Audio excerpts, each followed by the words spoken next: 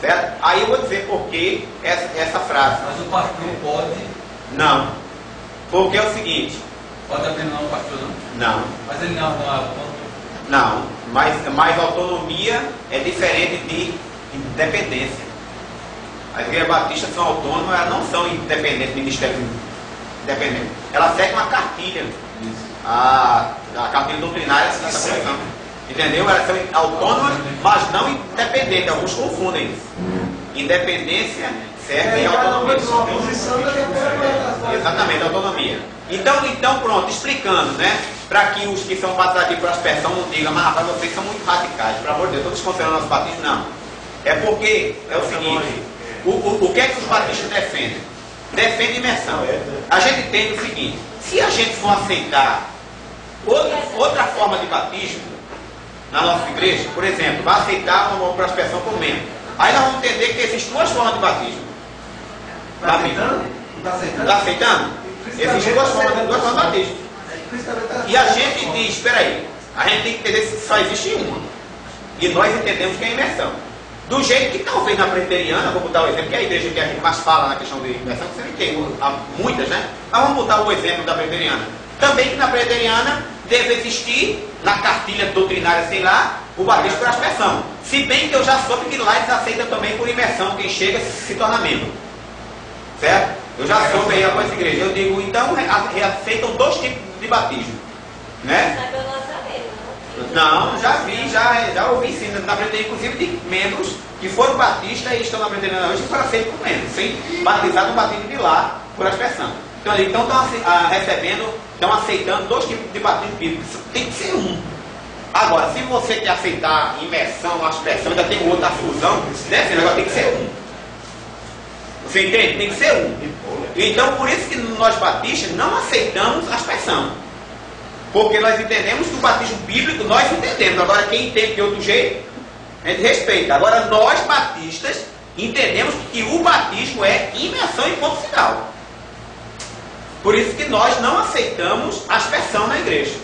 Você entendeu? E se tiver alguma igreja batista aceitando membros por aspersão, está sendo a revelia, não é da convenção batista, certo? E a revelia das próprias doutrinas que ela diz que defende.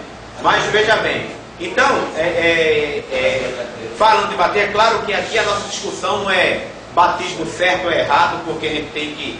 São 500 anos de história, não é? E a gente jamais vamos desrespeitar um irmão da presbiteriana no seu batismo. Eles defenderam e muitos morreram por isso. Defendendo a imersão. Porque eles eram mortos afogados, até por ironia. Tu gosta de água na batista? Não é você que defende estar debaixo d'água? Então vem pra cá e afogado lá.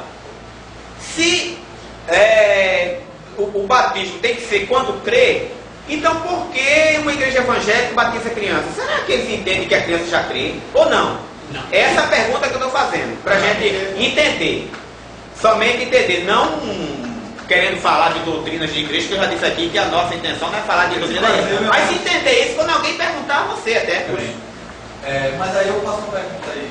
Se batizou essa criança, quando ela cresce, ela vai ser batizada de novo? Ou não é só aquele batismo lá? Porque se considerar... E se a pessoa, quando ela resolve, ela se converte, né? É profissão de fé, não é batismo. Mas peraí, se é profissão de fé... Quer dizer que ela faz aquele batismo lá quando ela nasce e depois, quando tiver adulto, ela entende que faz a profissão de fé. Mas não faz batismo sem água. E uma outra coisa também que é fácil também analisar por que batizam crianças que são na presbiteriana, que é aquela questão do calvinismo, que diz que os crentes são o quê? Predestinados. Se são predestinados, Deus vai fazer isso, a predestinação para o pai e a mãe e o filho não ficar predestinado? Esse é o argumento mais forte. Esse é o mais forte. Por isso que eu fiz a pergunta a vocês para esperar quem ia comentar. E isso também que Paulo falou, e esse é o argumento mais forte. É o mais forte. Por quê? Porque eles entendem o quê? A predestinação, né? Antes da fundação do mundo já estavam. Então o que é que impede de batizá-los? Por isso que eu digo, eles não batizam como os católicos não, que batismo salva não. É porque creem que ele já está salvo. Salvo, então o que é que impede? Faz parte. Entendeu? É por aí. Só para você entender aí, para quando alguém perguntar, você poder explicar alguma coisa. E você também acha que a família justa também não salva? Porque... Porque é predestinado. Porque como é que Deus vai fazer assim? Predestinar o pai e a mãe de deixar o filho no inferno? Exatamente. Esse é o argumento mais forte. Esse é o argumento mais forte.